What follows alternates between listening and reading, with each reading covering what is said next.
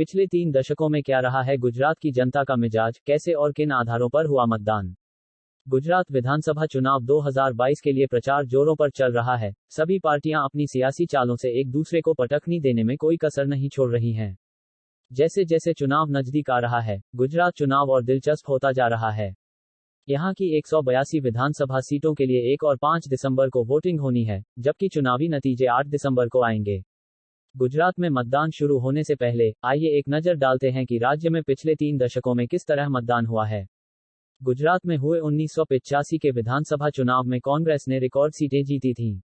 इस चुनाव में कांग्रेस को 55.55% वोट मिले थे। इसके साथ ही पार्टी को 149 सीटों पर जीत हासिल हुई थी। ये आज भी किसी एक पार्टी को गुजरात में मिली सबसे ज्यादा सीटों की संख्या है। बीजेपी उस चुनाव में कांग्रेस से बहुत पीछे थी। बीजेपी को 14.96% वोट मिले थे, जबकि उसे महज 11 सीटों से संतोष करना पड़ा था। इस चुनाव में जेएनपी 14 सीटें जीती थी, वहीं 8 सीटों पर निर्दलीय उम्मीदवार जीते थे। राज्य में इसके बाद 1990 में विधानसभा चुनाव हुए। यह राम मंदिर आंदोलन का दौर था, जिसकी वजह से बीजेपी को गुजरात में भारी फायदा हुआ। इस चुनाव में जनता दल और बीजेपी मिलकर लड़े थे। बीजेपी ने 143 सीटों पर अपने उम्मीदवार उतारे थे, जिसमें से उसके 67 विधायक जीतकर विधानसभा पहुंचे। पार्टी को 26.69% वोट मिले, जबकि जनता दल के 70 विधायक चुनकर विधानसभा पहुंचे। जनता दल का वोट शेयर 29.36% थी। कांग्रेस ने 181 सीटों पर प्रत्याशी मैदान में उतारे, जिसमें से उसके 33 विधायक ही जीत सके थे। वहीं वोट शेयर गिरकर 30.74% पर आ गया। 1990 में बीजेपी और जनता दल ने मिलकर गुजरात में सरकार बनाई थी। साल 1995 में राम मंदिर के मुद्दे पर जनता दल और बीजेपी का गठबंधन टूट गया, लेकिन केशुभाई पटेल के नेतृत्व में बीजेपी ने 121 सीटों पर जीत हासिल करके गुजरात में सरकार बनाई। इस चुनाव में कांग्रेस को 45 सीटों से संतोष करना पड़ा था, जबकि जनता दल को एक भी सीट पर जीत नहीं मिली थी। साल 1998 में केशुभाई पटेल की सरकार गिर गई, जिसके बाद राज्य में दोबारा हुए। इस चुनाव में भी बीजेपी ने शानदार प्रदर्शन करते हुए 117 सीटें जीती। बीजेपी को वोट शेयर बढ़कर 44.82% पर आ गया, जबकि कांग्रेस का वोट शेयर घटने लगा।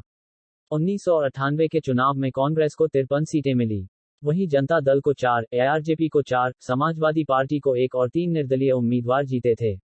साल 2001 में गुजरात में बड़ा भूकंप आया, जिसके बाद केशुभाई निष्क्रिय हो गए और कई उपचुनावों में हार गए। बीजेपी नेतृत्व ने केशुभाई पटेल से राज्य का नेतृत्व लेकर नरेंद्र मोदी के हाथ में सौंप दिया। इस साल से ही गुजरात में मोदी युग की शुरुआत हुई।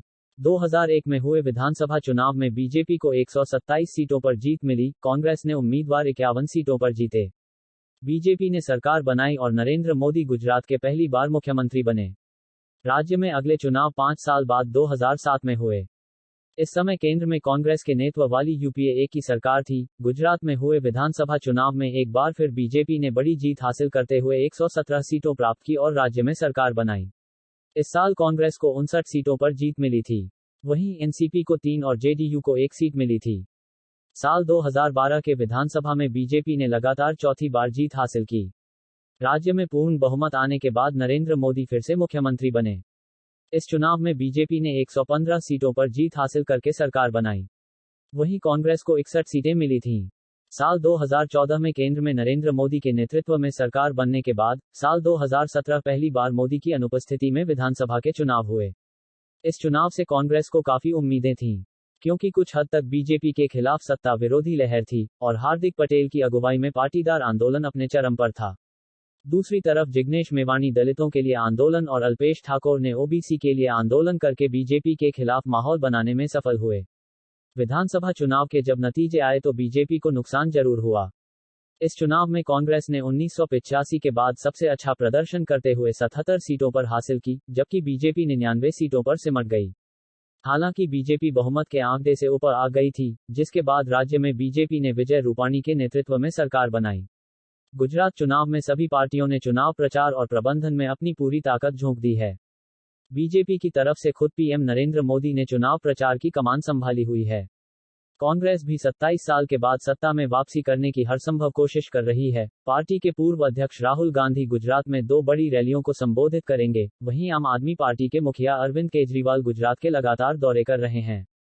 2022 में राजनीतिक पंडितों की माने तो इस बार मुकाबला त्रिकोणीय है। अरविंद केजरीवाल भी इस बार के विधानसभा चुनावों में पूरे जोरों से आम आदमी पार्टी की तरफ से प्रचार प्रसार में लगे हुए हैं। अब देखना यह है कि गुजरात की जनता किसके सर पर जीत का सेहरा बांधती है। यह तो चुनाव परिणाम आने पर ही पता चलेगा। Nation news bureau report.